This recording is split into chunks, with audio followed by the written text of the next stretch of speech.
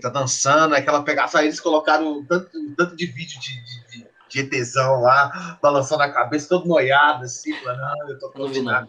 kite, meu Deus, eu tô emocionado. Mas então, E não tomou nem a primeira, tipo, tomaram só a primeira é, dose e é, o governo abriu tudo, ou seja, não existe pandemia, tá, gente? Vão é. lá, Porque bebam, o que transem, vai fiquem à acontecer é que as vontade. pessoas vão ficar doentes, né? Só que aí, como as pessoas tomaram a primeira dose, a chance delas terem uma doença grave é menor, né? Então você vai ter um quadro mais brando, né? As pessoas podem ficar doentes. Depende também da saúde das pessoas, claro, né? Se a pessoa tem doenças comorbidade, então pode evoluir para um caso grave, né? Mas vamos voltar aqui para o assunto, porque o Google está comendo a gente aqui, o horário vai acabar. A gente tem que retomar aqui. Tem pouco aluno, né? A gente tem só os fortes que sobrevivem, não é isso? Tem pouquíssimos alunos aqui, só os bravos que estão aqui com a gente. Então vamos voltar para a gente encerrar essa discussão, né? E aí, na semana que vem eu aguardo o envio da síntese da aula e da síntese dos dois textos, ok? Para a gente aprofundar mais essa discussão.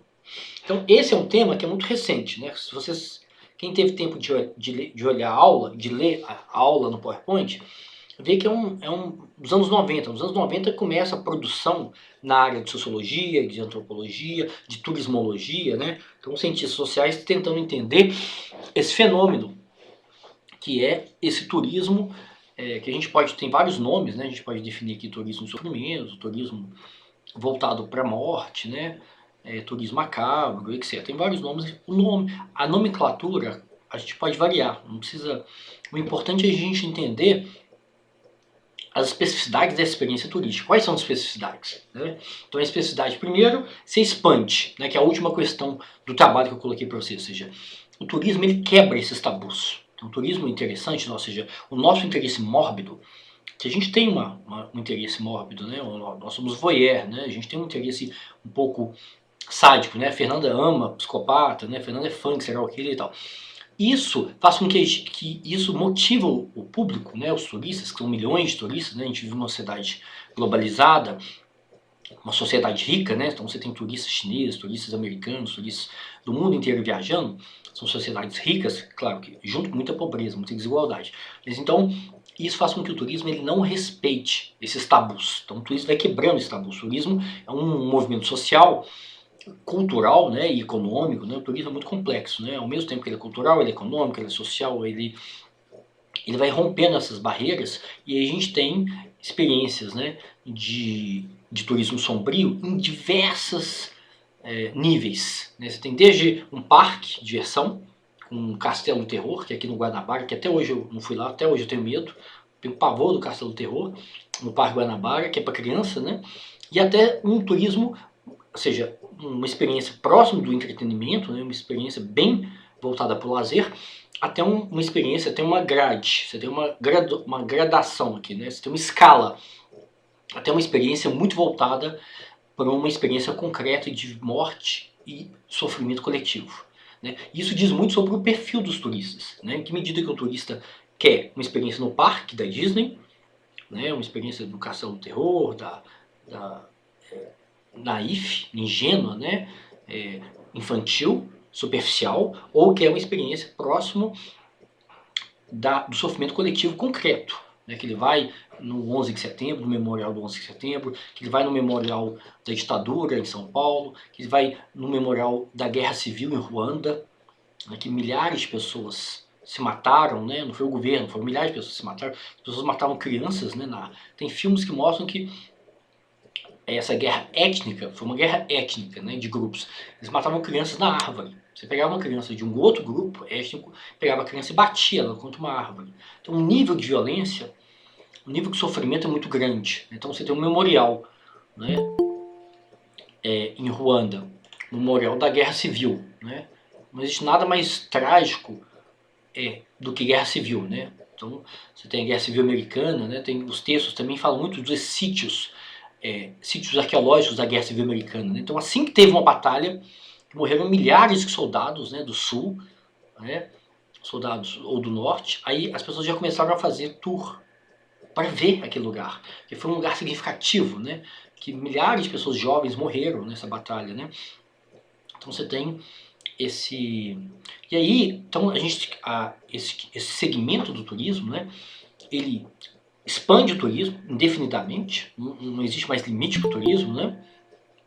Ele coloca em xeque como que o mediador, como que o turismólogo, como que o equipamento cultural que recebe aquele turista, como que ele vai mediar aquela experiência turística, ou seja, se deixa todo mundo solto, né? Todo mundo que visita Auschwitz vai do jeito que quer, vai de bermuda, vai bebendo álcool, ou não, ou tem que ter uma preparação para o turista. Você tem que exigir que sejam pessoas adultas, não pode criança, ou se vai criança tem que estar com os pais. Você tem que ter um ritual para visitar, né? Você tem que passar antes por uma sala que as pessoas são informadas, né? Você tem um vídeo, né? Ou seja, é uma forma de sensibilizar, quase que eu caio aqui, gente, ó. Um acidente doméstico grave. Então, você tem uma forma de sensibilizar o turista. Então, antes do turista entrar nos prédios, né, de onde as pessoas foram mortas, milhares de pessoas foram mortas, né? Você tem uma espécie de uma sala, de uma sensibilização que a pessoa escuta, ela vê um vídeo, né, sobre o campo de extermínio, ela tem um guia que conta casos, né, conta o caso de uma garota. A melhor forma de você sensibilizar as pessoas é você parar de falar em grandes números, né? Você para de falar em grandes números, grandes histórias, e fala de um caso específico, né? De uma menina que foi separada da mãe, do pai, os pais morreram, ela não soube, ela ficou sem saber da morte dos pais, ela viveu no campo alguns anos, até que depois ela foi morta. Então, se eu conto um caso concreto, um caso que tem documento, né? Tem a foto da menina de 14 anos, então é um nível de sofrimento absurdo, desumano, né? Então, você tem que ter toda uma abordagem para você sensibilizar o turista, para você contar, criar uma empatia, né? Então, quando você foi em Brumadinho, por exemplo, né? Quando vocês visitarem o Memorial de Brumadinho, talvez seja necessário isso também, talvez seja necessário passar por um museu, né, um equipamento cultural. Vamos imaginar que esse Memorial de Brumadinho seja uma praça. Então, antes das pessoas visitarem essa praça, que pode ter o nome das pessoas, né, pode ser tipo o 11 de setembro, o Memorial do 11 de setembro, você tem um monumento e tem o nome das vítimas, né, tem o nome de cada pessoa, né, a data de nascimento, né, a idade que ela morreu, sei lá. É uma forma de marcar na memória coletiva aquelas mortes, né? Porque é importante, a gente não pode banalizar 269 pessoas morrerem como se fosse nada, né? Então, você tem um monumento de mármore, né? Um monumento de pedra, e que grava o nome das pessoas. Só que antes de você ir lá fazer sua foto banal, sua foto patética, ridícula, fazer um selfie, né? E de fazer músculo, dar um beijo na pessoa que está com você, fazer gracinha com seus colegas, antes de ir lá, talvez seja necessário você entrar num espaço, um centro cultural, por exemplo, da prefeitura, e ver fotos. E ver fotos dos cadáveres, ver fotos das famílias. Ou seja, é uma forma de mediar a imersão, né? Criar alguma imersão, alguma empatia, né? do público, que é um público muito heterogêneo, né? Você não pode esperar que um menino de 14 anos tenha empatia com o Brumadinho. Provavelmente ele nunca ouviu falar de Brumadinho, né? Vamos lá que você leva um menino de 12 anos lá, e aí o Memorial de Brumadinho vai ser inaugurado em 2025, daqui a 4 anos. Então um menino de 10 anos era bebê, né? Quando aconteceu a tragédia de Brumadinho. Então, daqui a 10 anos inaugura o Memorial. Aí vai lá um menino de 10 anos, ele nem tinha nascido na época ainda. Então você não pode esperar que todo mundo que visita esse memorial vai ter empatia, vai ter uma imersão na história daquele território, na cidade, nas famílias, nos mortos, no que representa a Vale, né? O que representa uma empresa dessa, que as prefeituras dependem dessa empresa, né? Ela gera imposto, ela paga imposto, ela gera emprego. Então você tem uma relação de dependência do Estado e das cidades da Vale. Então a Vale, além de ser algoz, né, além de ser responsável por essas mortes, ao mesmo tempo ela sustenta grande parte dessas cidades. Então o morador da cidade, ele tem uma relação ambígua com a Vale, né? Ele demoniza a empresa, porque a empresa gerou morte, gerou sofrimento, mas ao mesmo tempo ele sabe que a família dele trabalha na empresa. Então, tá vendo como que é complexo, como que o território é complexo? Eu estou dando esse exemplo para mostrar como que a economia, a política, a cultura de um território é muito complexo. E o turista não vai dar conta disso, né? Então você tem que... Então, quem vai fazer o memorial? Vai ser a Vale? A própria Vale que matou, vai ser ela que vai fazer um memorial bonito? Né? Ou vai ser a prefeitura? Ou vai ser uma associação de vítimas, né, da tragédia? Eles não querem o dinheiro da Vale, eles não querem nem R$1 da Vale. Né? Vamos supor que seja um memorial de doação. As pessoas doam e as famílias, né, essa associação vai bancar esse memorial. Então, esse memorial vai dizer muito da história daquele território e da história das pessoas. Né? E aí, como que os turistas vão se apropriar disso? Essa é que é a pergunta. Né? Então, o cinema, por exemplo, ajudou a criar a nossa memória sobre a Segunda Guerra Mundial. Né? Eu não lutei na Segunda Guerra Mundial. Né? Infelizmente, eu gostaria de ter lutado, de ter matado os nazistas, tal, ser um herói. Mas a memória que eu tenho da Segunda Guerra Mundial é uma memória do cinema, memória da literatura, né? Dos livros que eu já li. Então, Brumadinho, por exemplo, não tem nada sobre Brumadinho. Né? Ainda não tem uma série, não tem um filme, não tem documentário. Né? Então, a chance das pessoas terem uma adesão e uma imersão é muito pequena. A memória dos judeus mortos em Auschwitz, né, mortos pelos nazistas, nos campos de extermínio, é uma memória que foi construída para o mundo inteiro, através do cinema. Então, quando vocês viram o filme, aquele filme do Spielberg, fugiu o nome do filme, como chama? A Lista de Schindler. A Lista de Schindler. É o nome do empresário alemão que ele usava mão de obra judia como mão de obra escrava, né? Ele ganhou muito dinheiro com isso. Depois ele começou no final da guerra, depois que não tinha jeito, né? Ele ganhou muito dinheiro com isso, escravizando as pessoas. Aí no final da guerra ele resolve emitir uns papéis, ele consegue para as pessoas fugirem, né? Ele ajuda as pessoas ele emprega as pessoas e as pessoas acabam sobrevivendo por causa da fábrica dele, né? Mas ao mesmo tempo ele explorou muito aquelas pessoas estavam num regime de escravidão, né? Então, tem muitos filmes tocantes sobre a Segunda Guerra, né? E aí a gente pode pensar, por exemplo, na Guerra de Ruanda, ou pode pensar aqui em Brumadinho, ou pode pensar na memória do regime, né, ditatorial no Brasil, que é pouco conhecido, né, pouco difundido, né? Ou a gente pode pensar na escravidão, como que a violência contra a população que foi escravizada, ela é pouco vista, né? A gente tem pouca memória disso.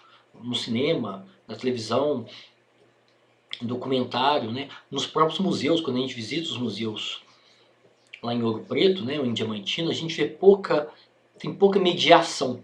Né? E aí que entra vocês, né? Como mediar?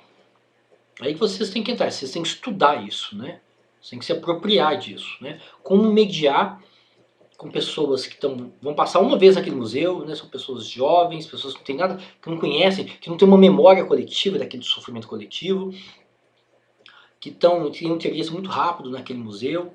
Então, como fazer isso, né? Então, Brumadinho, vamos pensar em Brumadinho, né? Como mediar uma experiência em Brumadinho? Vamos pensar num caso concreto, né? A prefeitura, né? A Secretaria Municipal de Cultura e Turismo de Brumadinho, Inhotim, talvez Inhotim, que é um equipamento cultural que recebe por ano 200, 300 mil pessoas, né? Passam por Brumadinho e vão em Inhotim. Talvez Inhotim tenha um papel importante nessa memória, né? Talvez a prefeitura e o Instituto Inhotim façam uma parceria para criar essa memória, né, da tragédia, né? Não sei, né? A gente pode pensar. Como turismólogo, vocês vão ter que lidar com isso em algum momento, né? Apesar de vocês terem pouca experiência com turismo de sofrimento, né? Eu perguntei para vocês, quem aqui já teve alguma experiência com turismo de sofrimento, né? Aí só apareceu turismo em cemitério, né? Eu fui no cemitério, mais alguém foi, o Christian foi e tal, o Igor também foi, mas a gente tem pouca experiência, né? Por exemplo, talvez fazer um memorial em Mariana também, né? Não só em Brumadinho, porque Mariana, você sabe quantas pessoas morreram em Mariana?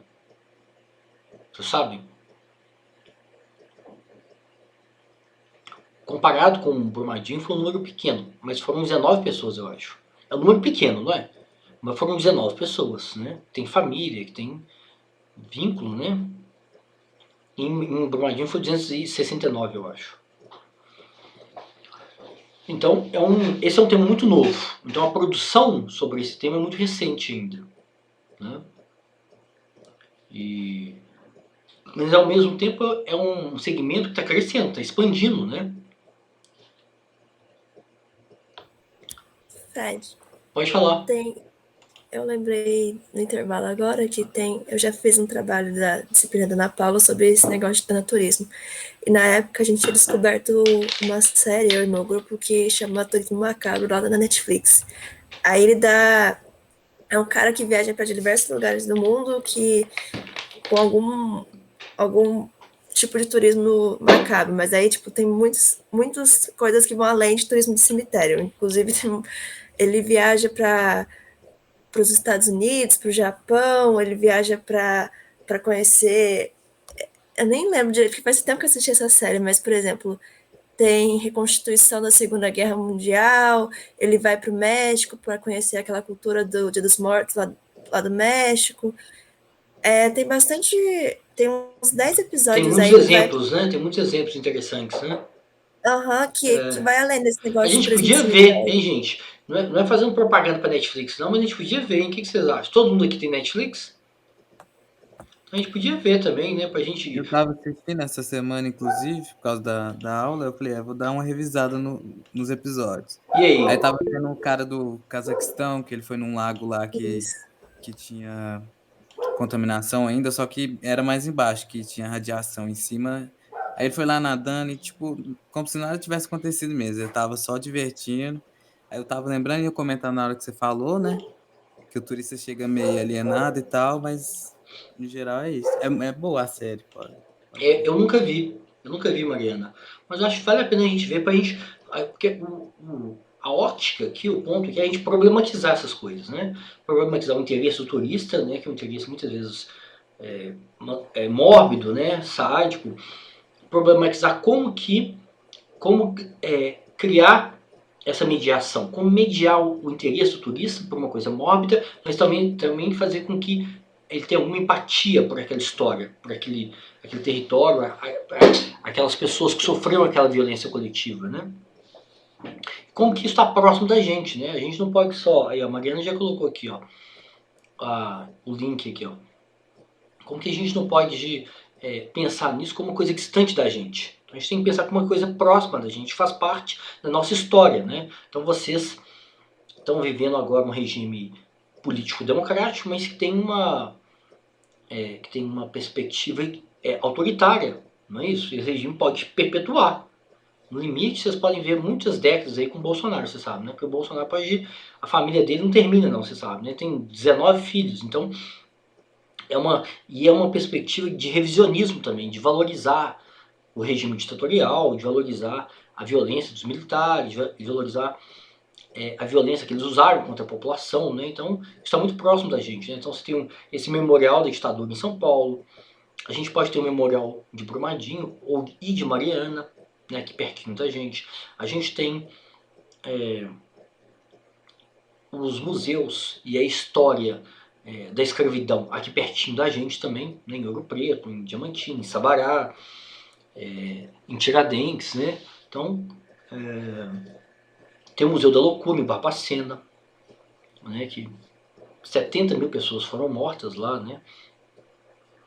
Então, isso não está longe da gente, né? Então, porque a primeira impressão que a gente tem é que o turismo de sombrio, né, o turismo de sofrimento, o turismo Thanatos turismo, ele é algo distante da gente, é algo como se fosse como se ele restringisse aos campos de extermínio na Europa, na Polônia, né? Eu nunca fui na Polônia, provavelmente eu não vou na próxima semana, nem no próximo mês, ou seja, é uma coisa muito distante da minha vida, da minha história, eu não tenho empatia pelo sofrimento das pessoas que morreram lá, né? O que eu tenho é essa informação desse imaginário coletivo feito pelo cinema, né? O 11 de setembro também, eu nunca fui no 11 de setembro, o memorial do 11 de setembro, provavelmente não vou tão cedo, né? Mas isso está próximo da nossa realidade, Isso é que é interessante. E aí vocês que são estudiosos, né, que vocês que vão trabalhar na área, vocês têm que saber lidar com esse segmento, que é um segmento novo, mas ao mesmo tempo um segmento que tem expansão, né? Pode falar. Eu acho interessante que você estava falando sobre isso aí. Eu estava vendo na sexta-feira sobre a reportagem que a Globo fez sobre as pessoas que estão indo para as Olimpíadas, né? De Tóquio e tal. Tipo, toda a simbologia que a organização está fazendo em questão tipo, da experiência das Olimpíadas tal, tanto que as partes que vão sediar as Olimpíadas, né, fazem o símbolo do infinito. E ao mesmo tempo, assim, eu não fui, né, também, assim, tive o prazer de ir nos museus, nesses memoriandos e tal, mas o engraçado é o quão eles tornam o memorando bonito, né? Igual, assim, muita gente às vezes vai lá em Nova York, lá no memorando do World Trade Center lá, e vai porque o lugar é bonito. Vai porque o lugar, tipo, o lugar atrai, o lugar ele tem alguma representação, Sim. ele tem alguma coisa assim, mas às vezes as pessoas não colocam a dor ali, né? Normalmente quem se manifesta a dor é o turista, porque o turista chega e fala sobre a experiência que ele tem em determinado ponto. Mas até que ponto isso é experiência para o outro também? Por isso que também entra aquele negócio da foto, que eu te falei, assim, das pessoas poderem transformar isso para poder falar, eu estive lá, eu fui, eu senti a energia, eu vi como que funciona o negócio. E as pessoas têm esse negócio de também colocar a dor como belo. Igual você vê aquele filme A Vida é Bela, lá do italiano lá, do pai que fala pro filho que eles têm que ganhar um certo ponto para ter sei lá, como é que chama? Um tanque de guerra, assim. Aquilo ali, ele romantiza também. O ser humano, ele romantiza a dor dos outros. Claro, sem dúvida. Esse filme... Esse filme ele é interessante por isso, né? Porque ele faz com que a gente ele seja mais palatável, né? Ele foi mais palatável, mas lidar com tanta violência, com tanto sofrimento arbitrário, né? Não eram soldados que estavam se matando, eram pessoas comuns que estavam sendo mortas de forma absolutamente arbitrária, né? Então, Canudos, por exemplo, aqui no Brasil a gente não tem, por exemplo, uma memória coletiva de Canudos, né? Vocês conhecem a história de Canudos, né? Foi o exército jogando bomba nas pessoas, né? Então, montando, qual que é o livro mais importante sobre Canudos? Hein, gente? É uma pergunta de vestibular. Qual que é o livro mais importante escrito da literatura brasileira sobre Canudos? Do Euclides da Cunha. Chama Os Sertões. Quando eu fiz o vestibular... professor, não lembro não, professor, sendo bem sincero. Quando eu fiz o vestibular, tinha essa opção, né? Você tinha que... tinha essa pergunta no vestibular. Aí você tinha a opção, era os sertões, os certinhos ou os certos. Aí, obviamente, eu marquei correto, os sertões, né? Mas esse livro é muito importante. Depois vocês têm que conhecer o Euclides da Cunha, né? Ler o livro, né? Para entender como que o exército, por exemplo, foi a primeira vez, não, foi a única vez, na verdade, que a aeronáutica, né, o exército brasileiro, jogou bomba na população civil, né? Então Canudos foi muito forte, né? E vocês conhecem também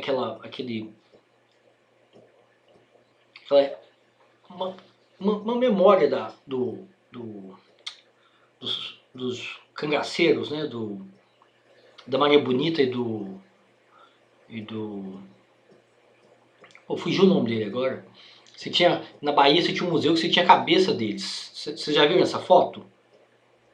Não? Então é interessante, o Lampião isso. Lampião e Maria Bonita. Né? Você tinha um museu da Bahia que tinha... eles foram decapitados, né? O bando do Lampião foi decapitado. Eles eram andarilhos, né? Eles ficavam roubando e pilhando, né, cidades no interior, no sertão. E aí quando eles foram pegos, também mandou um monte de equipe do exército, da polícia, Eles foram decapitados. Aí você tinha na Bahia um museu que tinha as cabeças de todo o bando. Depois eles foram enterrados e tal, né?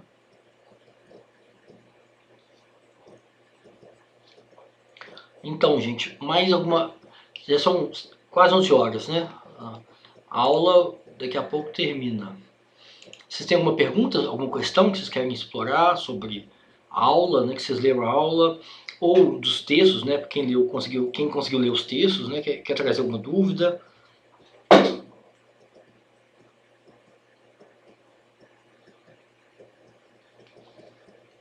Então tem na aula... Eu cheguei a ler até assim, mas sei lá, quando eu fiz o primeiro resumo sobre o desvio, falando sobre criminalidade, eu até queria perguntar isso para você, professor, porque assim, eu coloquei os pontos que eu achei interessante, mas eu também evidenciei um pouco da minha opinião em relação àquilo ali, até mesmo do que a gente debate em sala de aula. Sim. E assim, a minha percepção, até mesmo por trazer esses levantamentos que eu passei hoje aqui na aula também, né? Porque também atrai, porque os temas são muito superficiais e assim, eu percebo que os autores, igual assim, dá como referência para mim, porque eu acho que foi o que eu mas o que eu consegui expor mais a minha opinião. Falar sobre a cidade de João Pessoa, em quesito de criminalidade, e falar que está sendo em 2010, uma das cidades mais para se viver. Sendo que também Curitiba, nos dias de hoje, já tem uns 6 anos que Curitiba já ganha como a melhor cidade, e as cidades do Paraná vêm se destacando como melhor cidades para se viver. Pegando esse negócio do turismo dark, algumas coisas assim, são muito superficiais, né, para a gente poder dizer alguma coisa, porque assim, os artigos eles passam algumas coisas, mas a vivência, né, a vivência é outra. A gente vai tendo uma vivência e uma experiência que vai sendo diferente, a gente vai conseguindo colocar isso para o senhor, até mesmo em evidenciar em relação a isso. E eu acho que a leitura é uma parte boa, querendo ou não, porque provoca que a gente entenda que a gente possa trazer uma evidência sobre o assunto. E esse negócio do overturismo, dark turismo, ele é muito relativo da gente dizer. Então, eu li o primeiro assim, mas não instiga, assim, vou te dar uma opinião minha, não instiga muito a leitura, instiga mais a gente procurar sobre exemplos para a gente poder trazer em aula. Mas eu acho interessante porque como que os autores colocam isso, né? E às vezes fica uma dúvida em cima disso, porque às vezes a gente pega às vezes assim, eu falando, a gente pega o artigo e parece que não tem liga, professor. Em algumas coisas, em alguns pontos que colocam, porque parece que assim, muitos dizeres. Eu senti muito isso nessas minhas leituras, nessas reflexões da leitura. Não sei se está certo, mas eu senti bastante isso que eu estou relatando para o senhor. Eu tenho vários textos, né, em inglês sobre o turismo sombrio, né? Eu posso disponibilizar para vocês, se vocês preferirem fichar esses textos, né? Porque a produção é muito recente. A produção sobre desvio, né? Isso também foi uma questão do trabalho, né? Eu pedi para vocês responderem no trabalho intermediário, né? A produção sobre desvio e turismo, né? Sobre turismo sexual, consumo de drogas, violência, né, crime turismo, crime contra turista, crimes e violência provocada por turistas, é uma produção que é muito complexa, é uma produção muito rara no Brasil, né, praticamente não tem produção no Brasil, a maior parte é em inglês, e ao mesmo tempo é muito difícil fazer pesquisa sobre esse tema, são temas muito interessantes, instigantes, mas que existe uma romantização, né, do turismo, até pela própria academia, né, pelos próprios pesquisadores. Então a produção sobre esses temas é muito pequena, muito rara, né? Muito escassa. Mas a discussão aqui não passa só pelos textos, né? Passa pela aula expositiva, pelo PowerPoint e por outras bagagens que vocês trazem. Vocês podem trazer bagagens também, né? Vocês podem ler outros textos, podem trazer documentários, se vocês viram isso, Netflix ou outros mais, para a gente entender essa experiência e problematizar essa experiência, né? Que é uma experiência ambígua, né? Que o turista tem, ao mesmo tempo que tem curiosidade, ele banaliza a violência, o sofrimento, né? Então você tem que mediar e trazer o turista através dessa curiosidade, mas ao mesmo tempo ele banaliza esse sofrimento, né? O público, o perfil dos turistas é muito amplo, muito, né? São milhões de turistas, milhares de turistas e muito heterogêneo, então é difícil você mobilizar os turistas, né? E fazer essa mediação. Então existe uma certa banalização da experiência.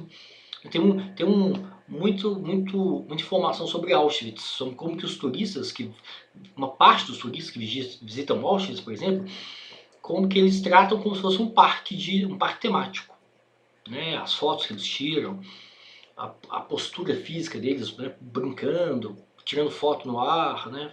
Então é muito, do ponto de vista ético, né? Do ponto de vista moral, é muito interessante investigar isso, né? Como que as empresas, né? Como que o mercado, como que os turistas e como que quem faz a gestão desses equipamentos tem que lidar com isso, né?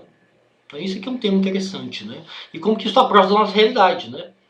O Memorial do Carandiru, o Memorial da Loucura, o Museu da Loucura, né? O Museu da Ditadura, o futuro memorial das vítimas, né, de Mariana e de Brumadinho, né, são experiências turísticas que são complexas de mediar, né? Isso é interessante. Mas a produção é muito pequena mesmo, né? A produção em português é muito pequena. Mas eu vou deixar aqui no grupo do WhatsApp, eu vou carregar aqui, eu vou puxar agora uns textos em inglês, que são mais interessantes, né? Que são, mesmo a produção internacional é recente, né, dos anos 2000, final dos anos 90 para cá, né? Então a gente tem que... E por exemplo, o último tema da disciplina que a gente vai analisar é que é o turismo de pobreza, né? O turismo de realidade, que é uma experiência completamente diferente, né? Você não vai ver um museu, você não vai ver um equipamento cultural, né? Você vai ver onde as pessoas vivem, onde elas levam os filhos para a escola, onde elas trabalham, onde os meninos brincam, né, na rua, onde a polícia vai e mata. Então é uma experiência absolutamente concreta, do ponto de vista histórico, né? Então o turismo de realidade, o turismo de favela, o turismo de pobreza, né?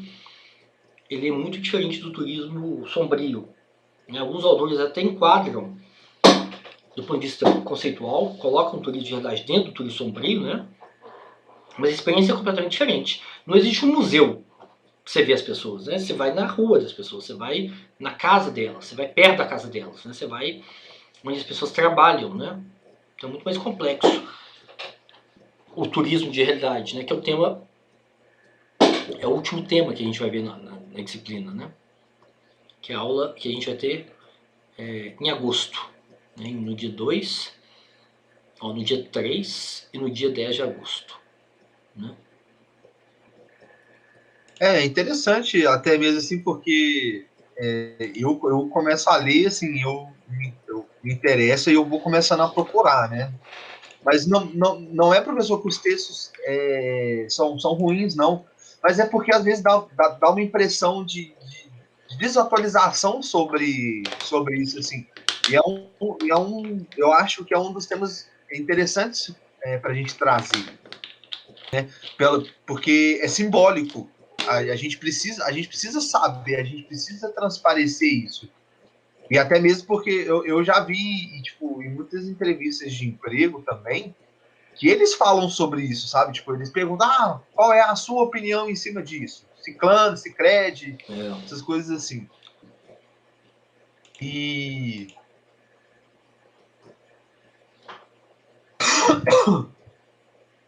aí eu acho interessante trazer para o senhor. Mas os textos estão bons, professor. Eu estou gostando bastante. O texto é um ponto de partida para a gente discutir, né? Então a gente pode, por exemplo, estudar o ensino, a gente pode estudar, explorar de uma forma mais profunda o turismo religioso, né? Como que o turismo religioso ele rompe, né, essa separação do profano do sagrado, como que ao mesmo tempo ele pode também implicar num certo... essa penitência, sofrimento físico, né? O jejum, as pessoas ficam sem comer, as pessoas caminham dias descalça, né? Sem descansar, né? Às vezes tem até alguma penitência física, né? As pessoas tem algum tipo de emulação, né? Pessoas se torturam e tal. Então, turismo religioso pode ser um tema interessante, pode ter mais produção, né? Sobre turismo religioso e como que ele está dentro do turismo sombrio, né, que mistura. Ele entra no espaço sagrado, as pessoas têm as pessoas se infligem uma certa penitência, né, um flagelo, né, fica sem comer, fica sem dormir, machuca o corpo, né, para chegar no espaço sagrado, né. É interessante. Vocês podem explorar também, vocês podem ler e trazer exemplos do turismo religioso, como que ele pode ser definido como um turismo sombrio também, né?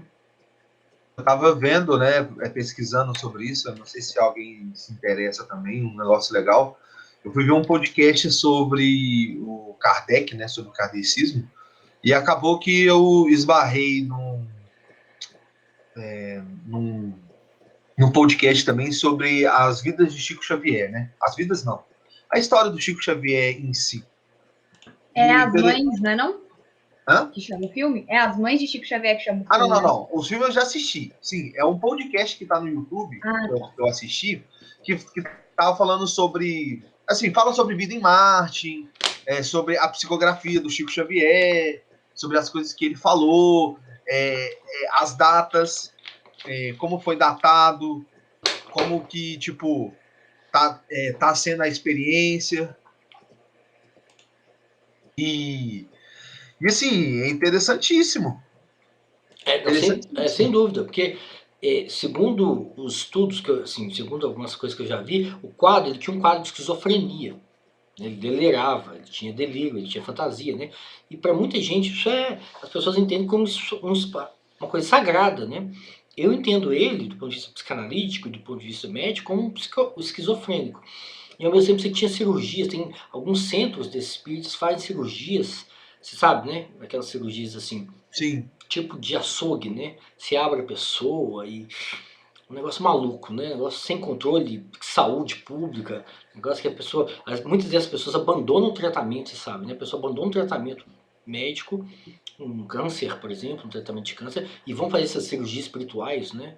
Então, as pessoas colocam em risco, né? Então, é muito maluco, né?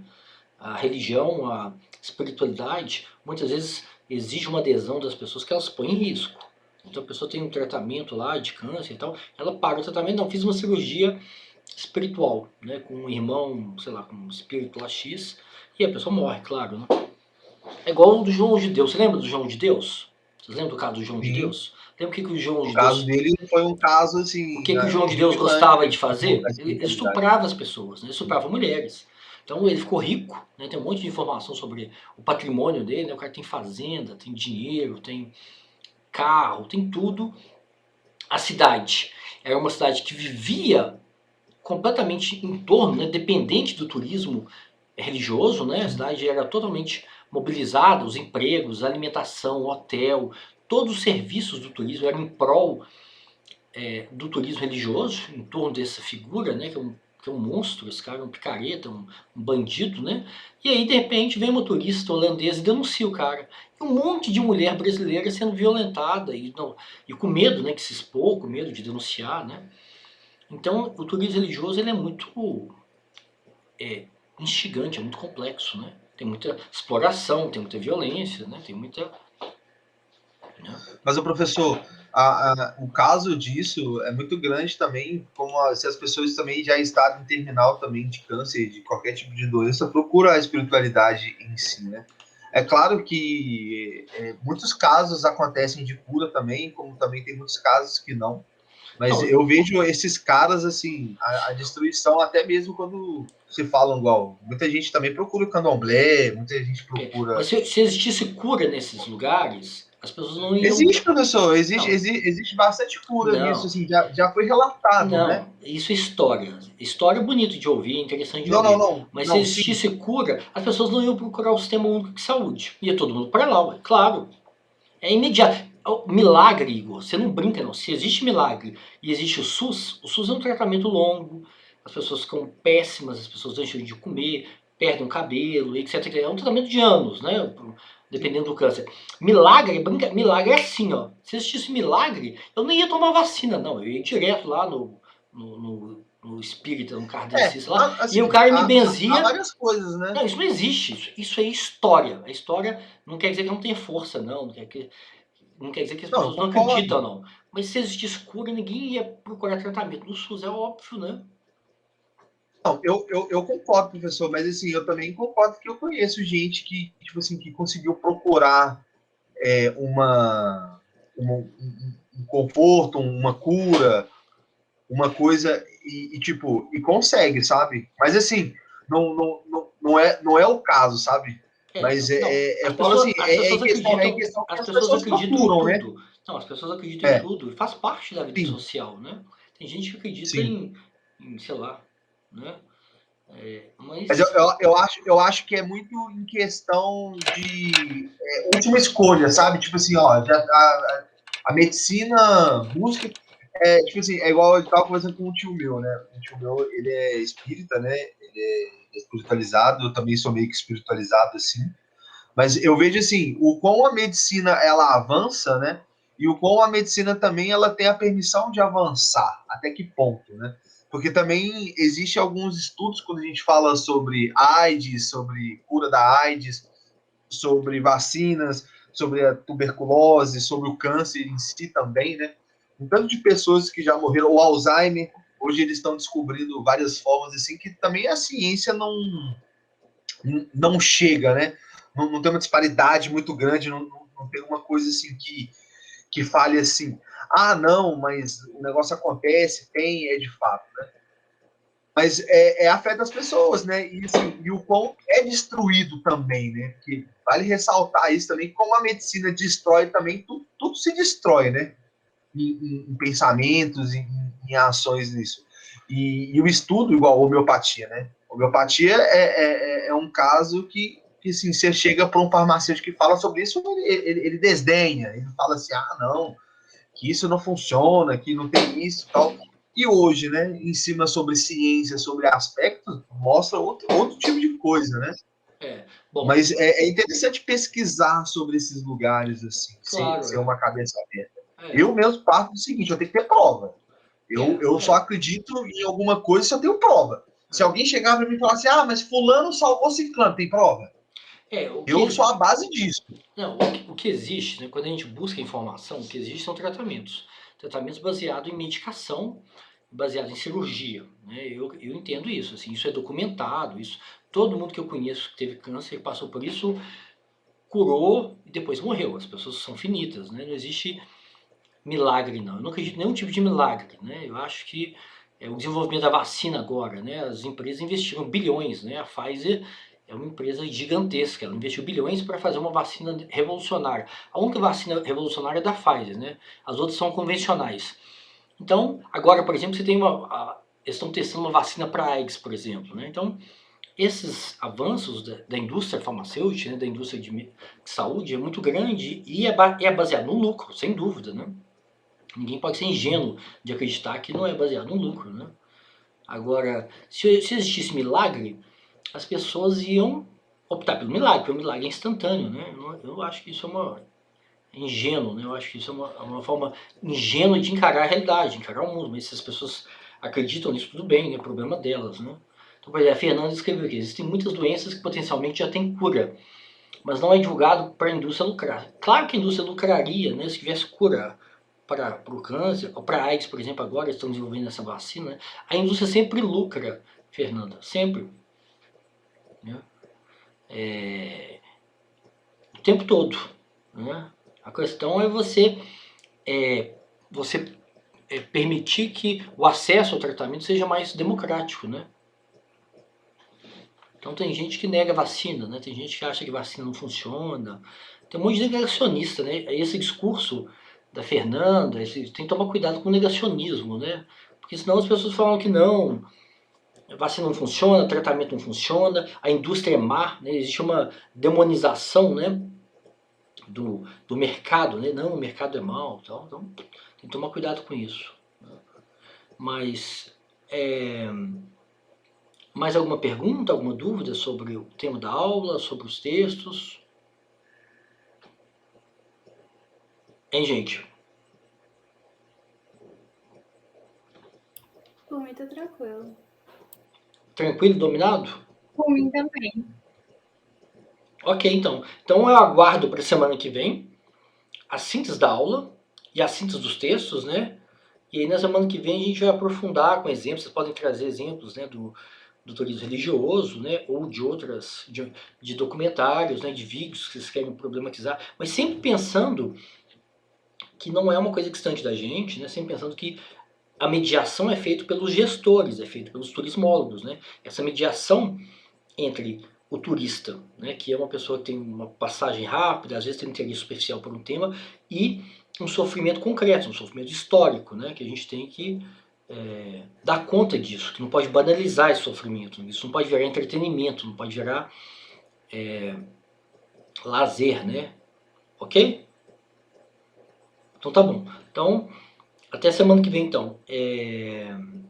Eu vou carregar aqui no grupo do WhatsApp os textos que eu tenho em inglês sobre turismo, tanaturismo, turismo de sofrimento, tá bom? Então até semana que vem. Tchau, gente. Boa Tchau, semana. gente. Excelente semana para vocês. Obrigada. Tchau. Tchau. Tchau, gente.